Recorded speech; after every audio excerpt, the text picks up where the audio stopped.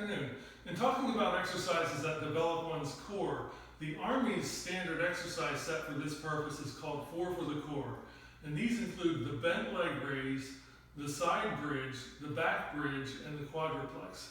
These are covered in another exercise video.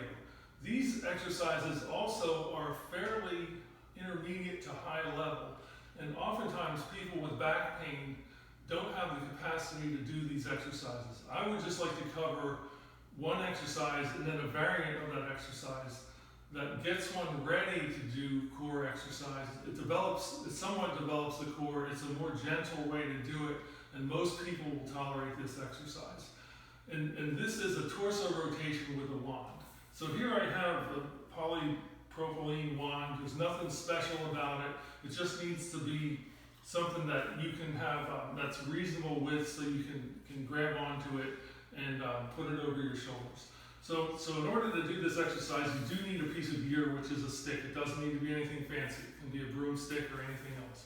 And what you do is you would just place that across the back of your shoulders with your hands out to the side. And oftentimes people with shoulder stiffness, you might need to put your hands out a little farther and get a comfortable grip on the wand. And then you have to stand with your feet about shoulder width apart. And then the key part here is that you hinge forward from the hips. This is not a rounding of the back. So if I show it from the side, I am not rounding my back. You want to bend, just pivot at the hips and pivot forward, not even to a 45-degree angle. You want to pivot just maybe, if you were to measure this, it would be about 30 degrees. So once I do that, then that allows me to then rotate my torso from one side to the other. So the wand is going to be, your hands at the end of the wand are going to be pointing down toward the floor at the end of the motion, and just doing a slow motion rotation. The way the human back is designed, the human spine, most of our rotation happens in the thoracic area, in the rib cage. So that is where you should feel most of the rotation as you do this exercise. You might feel some slight amount of rotation in the low back, and if that causes any pain or anything like that, you can always ease off on the intensity with which you do it, or the range through which you do the motion. This is effective, done even from 20 seconds to a minute, one side and the other.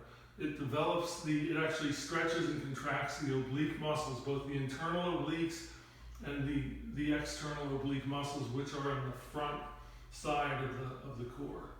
The other variant of this exercise is to take one's hands at the very ends of the wand and bring it overhead, bring your wand overhead into the back. So this does a pectoralis stretch, a chest stretch, while you do the torso rotation. So now if I bring this back, and then you can see that I'm angled about, maybe between 30 and 45 degrees back from the vertical, and then you hold that position and then sweep to one side or the other. This does a simultaneous stretch and rotation of the rib cage, thoracic area, as well as the front part of the shoulder. So this can be done in the same fashion as the other exercise.